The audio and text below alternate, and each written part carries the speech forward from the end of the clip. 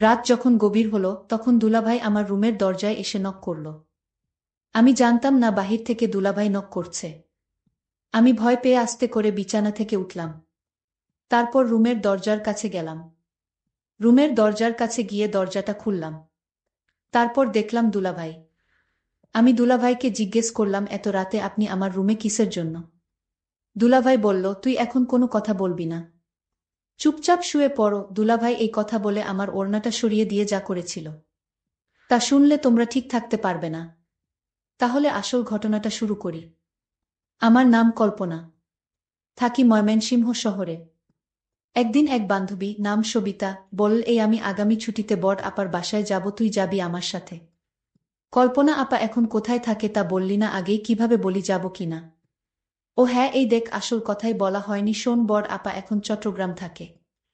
যাবি? হ্যাঁ, যেতে পারি যদি মাকে রাজি করাতে পারিস। ঠিক আছে, সে ভার আমার। সত্যিই কলেজ বন্ধ হবার পর বাসায় ফিরে এলাম। বিকেলে সবিতা এসে হাজির। মায়ের কাছে বসে অনেকক্ষণ ভূমিকা করে আসল কথা বলল, খালাম্মা, আমি পরশু দিন চট্টগ্রাম যাব। বড় আপার বাসায় কল্পনাকে আমার সাথে যেতে দিবেন? না, কল্পনা কিভাবে যাবে? আমি রাজি হলেও ওর বাবা দিবে না। তাছাড়া তুমি কার সাথে যাবে? কেন, দাদা নিয়ে যাবে। আমি কয়েকদিন থাকব। দাদা আমাকে রেখে চলে আসবে, আবার বড় আপার সাথে আমরা ফিরব। কয়দিন থাকবে? বেশি না, মাত্র 1 সপ্তাহ। ও, কল্পনা আসবে? হ্যাঁ, আপনি একটু বলেন খালুকে। আচ্ছা, দেখি। শেষ পর্যন্ত বাবা রাজি হলেন। চট্টগ্রামে কল্পনা আপার বাসায় এসে পৌঁছে দেখি এলাহি কারবার, তার শ্বশুর শাশুড়ি সহ আরও প্রায় 5-6 জন মেহমান এসেছে গতকাল। খাওয়া দাওয়ার পর এখন চিন্তা শোয়া হবে কোথায়। আপা পাশের বাসায় গেল, সে বাসায় ভদ্রলোক একা আছে, তার ফ্যামিলি গেছে ঢাকায়। হ্যাঁ, আপা পজিটিভ খবর নিয়ে এসেছে, এই পাশের বাসায় থাকব। আমি আর সবিতা। আমাদের নিয়ে এসে পরিচয় করিয়ে দিয়ে গেলেন আপা। এই যে ভাই, আমার বোন সবিতাকে তো চেনেন, আর এ হল ওর বান্ধবী কল্পনা। আরে সবিতা, কেমন আছ, কখন আসলে? হ্যাঁ দুলা ভাই, ভালো আছি, আপনি কেমন আছেন? ভালো ভালো, তোমার মতো শালী যাদের, তারা কি আর খারাপ থাকতে পারে? দুলাভাই খালি বেশি কথা বলেন। না না, বেশি আর কি বললাম। তা খেয়ে এসেছো নাকি? রান্না করব? না খেয়েই এসেছি। তবে শোন, সকালে কিন্তু নাস্তা বানিয়ে নিজেরা খাবে। আমাকে খাওয়াবে, তারপর যাবে, এবং যে কয়দিন থাকবে এই হিসাবই চালু থাকবে, বুঝেছ? আচ্ছা ভাবি, আপনি যান, ওদিকে ব্যবস্থা করেন। গিয়ে আমি দেখছি, এখানে ওরা এই রুমেই থাকবে। আমি দেখিয়ে দিচ্ছি, আছো তোমরা আমার সাথে। পাশের রুমে নিয়ে গেলেন, বিছানা দেখিয়ে বললেন, সবিতা, তুমি তো চেন সব, তাহলে শুয়ে পড়, অনেক লম্বা জার্নি করে এসেছ। আমি সিরিয়ালটা দেখে শোব। না, আমরাও দেখব। দেখবে? তাহলে আসো, দেখো। টিভি দেখাছিলাম আর বিভিন্ন গল্প করছি। বলেই ফেললাম, বাহ দুলাভাই, আপনি এত সুন্দর করে কথা বলেন। সবিতা আগে আপনার কথা কিছু বলেনি? নাকি আর কথা বলা, এই তো এমনি, আর কি। আচ্ছা, তোমরা চা খাবে? লম্বা জার্নি করেছ, ভালো লাগবে। কে বানাবে? আপনি বানাবেন? মাথা খারাপ, দুইটা শালি ঘরে থাকতে কোনো বোকা চা বানিয়ে খায় বল? সবিতা বলল, না দুলাভাই, আমি বানিয়ে আনছি, আপনি বসেন। আমি সবিতায়ের সাথে রান্নাঘরে গেলাম, চায়ের কাপ এনে দুলাভাইয়ের হাতে দিলাম, উনি খুব খুশি হলেন। কি ব্যাপার তোমাদেরটা? না, এখন চা খেলে ঘুম হবে না, আপনার জন্যেই বানালাম। দেখি কান, তোমরা খাবে না জানলে আমিও বাদ দিতাম। চা শেষ হবার সাথে সাথে সিরিয়ালও শেষ। দুলাভাই, এখন শোয়া যায়? হ্যাঁ চল, মশারিটা টানিয়ে নাও, রাতে ভয় পেলে আমাকে ডাকবে। আচ্ছা দুলাভাই। সবিতায়ের মশারি টানানো হলে আমি ভিতরে ঢুকে জিজ্ঞেস করলাম, এই দুলাভাইয়ের কি বাচ্চা আছে? হ্যাঁ, এক মেয়ে। কেন, আফসোস হচ্ছে? চুপ করবি না, আপাকে ডাকবো। শুয়ে শুয়ে ভাবছিলাম, দুলাভাই বেশ আলাপি লোক। চেনা নেই জানা নেই, এইটুক সময়ের মধ্যে কেমন আপন করে নিয়েছে। দেখতে সুন্দর অনেক। এ বাসার আপাটা কি লাকি, যদিও তাকে দেখি নাই, তবুও মনে হল একটু হিংসা হচ্ছে। এমন পুরুষ মানুষ কয়জন নারীর ভাগ্যে জোটে, অথচ আপা যখন নিয়ে আসছিল ভাবছিলাম, কোথায় না কোথায় নিয়ে যাচ্ছে। কিরে কল্পনা, ঘুমাচ্ছিস না? না রে, ঘুম আসছে না, কি করব। ও বুঝেছি, দুলাভাইয়ের কথা ভাবছিস। ধুর, কি যে বলিস না তুই। বারে খারাপ বললাম কিসে শুনি, তোর যেমন পছন্দ। দুলাভাই একেবারে হুবহু তাই, যদি তার বউয়ের না থাকতো তাহলে আমি প্রস্তাব দিতাম। আচ্ছা, রাত কত হয়েছে দেখেছিস, এখন ঘুমাবার চেষ্টা কর। পরের রাতে আবার এলাম। দেখি দুলাভাই টিভি দেখছে, সাইড টেবিলে চায়ের খালি কাপ। কি দুলাভাই, কি দেখছেন? আরে আসো আসো, বসো, বল কি খেদমত করতে পারি? না, আপনাকে খেদমত করতে হবে না, আপনার জন্য কি করব তাই বলেন। যা দরকার তা তোমরা পারবে না। কেন পারবো না বলেই দেখেন পারি কিনা। চা বানাবো? তোমরা খাবে না? তাহলে থাক। থাকবে কেন, এখনই আনছি। দেখ, যদি পারো ভালোই হয়। সেই সন্ধ্যা থেকে ভীষণ মাথা ধরেছে।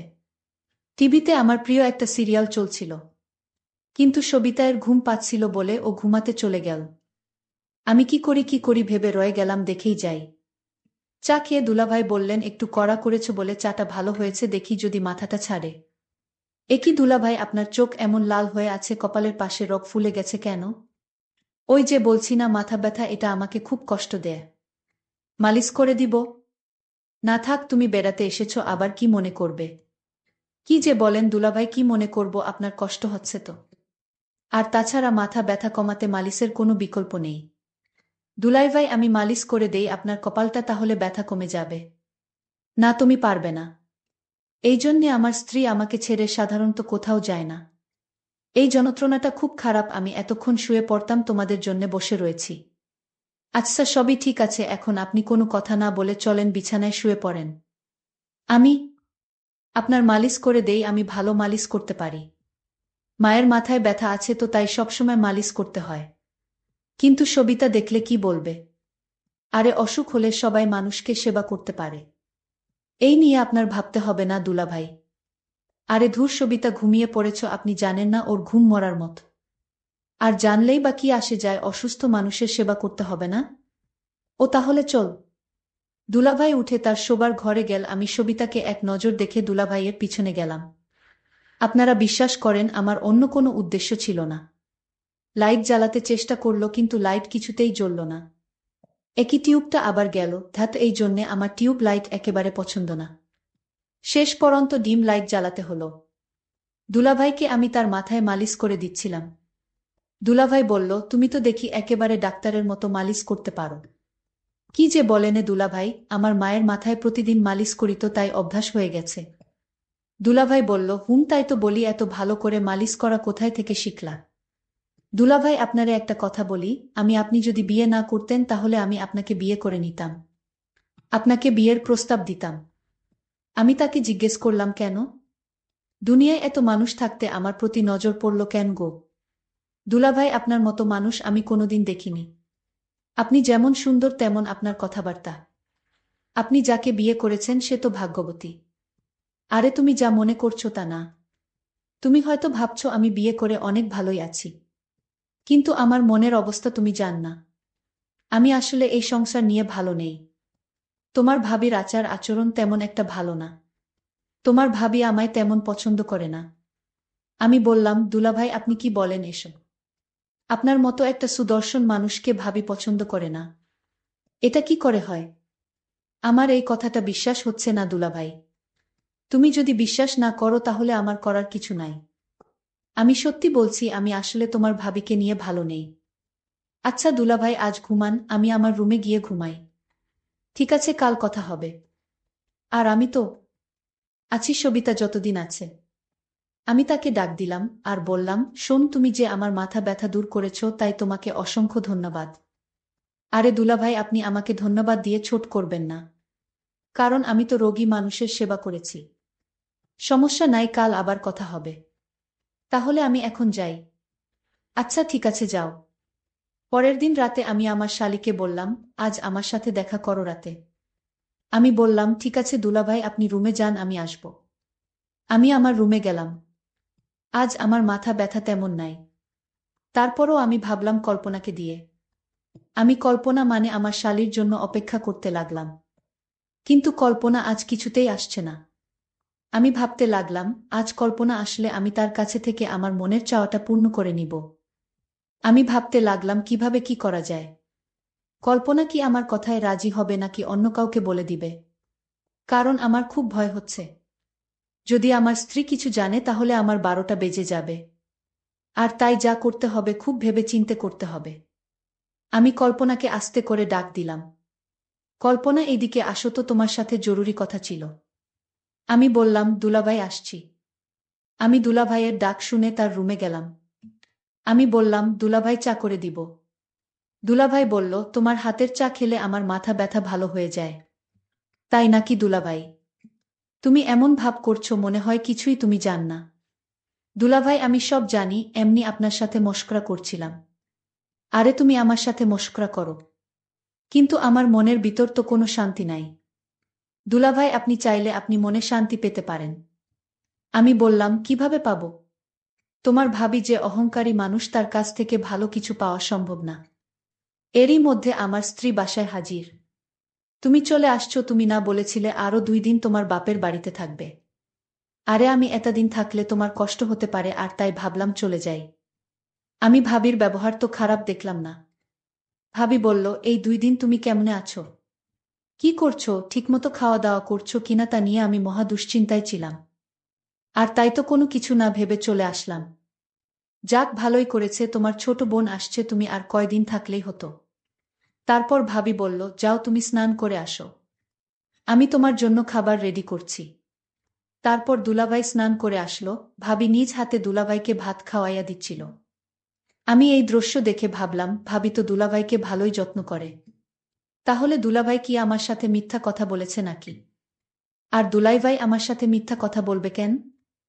এখন আমি বুঝতে পারলাম, দুলাভাই আমায় মিথ্যা বলে আমার কাছ থেকে কিছু আদায় করতে চাইছিল। যাই হোক, দুলাভাইয়ের মক্কল বুঝতে আর আমার বাকি রইল না। আমি রাতে আমার রুমে খাওয়া দাওয়া শেষ করে সবাই ঘুমাতে গেলাম। তারপর রাত যখন গভীর হলো, তখন আমার রুমের দরজায় কারো নক পেলাম। তারপর আমি ভাবলাম, এত রাতে কে দরজায় নক দিল? আমি কিছুটা ভয় পেলাম। তারপর আমি আস্তে আস্তে বিছানা থেকে উঠলাম আর দরজার কাছে গেলাম। তারপর মনে সাহস নিয়ে রুমের দরজাটা খুলে দিলমা। তারপর যাকে দেখলাম সে আর কেউ না, সে আমার দুলাভাই। আমি দুলাভাইকে বললাম, আপনি এত রাতে আমার রুমে কিসের জন্য? দুলাভাই বলল, এই ওই দিন তোমায় বলেছিলাম যে আমার কপালে সুখ নেই। আমার মাথা প্রচণ্ড ব্যথা করছে, অথচ তোমার ভাবিকে বললাম আমার মাথা ব্যথা করছে, একটু মালিশ করে দাও। সে রাগ দেখিয়ে বলল, আমি পারবো না। মাথা ব্যথা করলে ট্যাবলেট খাও। কিন্তু ট্যাবলেটে তো আমার মাথা ব্যথা সারে না। তোমার ভাবির আচার ব্যবহার আমার কাছে কিছু ভালো লাগে না। আমি দুলাভাইকে বললাম, তাহলে এখন আমি আপনার জন্য কি করতে পারি দুলাভাই? উনি বলল, তুমি তো ভালো মালিশ করতে পারো, তাই বলছিলাম। আমার মাথায় প্রচুর ব্যথা করছে, তুমি আমার মাথায় মালিশ করে দিলে ব্যথাটা কমে যাবে। তুমি যদি আমায় একটু সাহায্য করো। তখন কল্পনা বলল, করে দিতে পারি, তবে একটা শর্তে দুলাভাই। আমি কল্পনাকে বললাম, কি শর্ত তোমার? আমি তোমার সকল কথায় রাজি আছি। দুলাভাই, আপনি অদ্ভুত মানুষ। আগে আমার শর্তটা তো শুনবেন, তারপর আপনার কথা রাখব। দুলাভাই তখন বলল, কি শর্ত শুনি বলো। আমি বললাম, দুলাভাই, আপনি ভাবির সাথে রাতে যা করেন, আমিও আপনার কাছ থেকে তা পেতে চাই। আমি কল্পনার কথা শুনে অনেক অবাক হলাম। আমার অনেক খুশি হলাম মনে মনে। আমি বললাম, ও এই কথা ঠিক আছে, আমি তোমার কথায় রাজি। তারপর আমি কল্পনাকে বললাম, কখন তোমার কথা রাখতে হবে? আমি বললাম, এই মুহূর্তে এবং এখনই। তারপর দুলাভাই বলল, তাহলে শুয়ে পড়ো। আমি বিছানায় শুয়ে পড়লাম। তারপর দুলাভাই আমার বিছানায় এসে বসল। আর আমার ওড়নাটা সরিয়ে দিয়ে যা করেছিল তা আমি তোমাদের পরের পার্টে বলবো। আজকেই এই পর্যন্তই, সবাই ভালো থাকবেন, সুস্থ থাকবেন। সবাইকে ধন্যবাদ।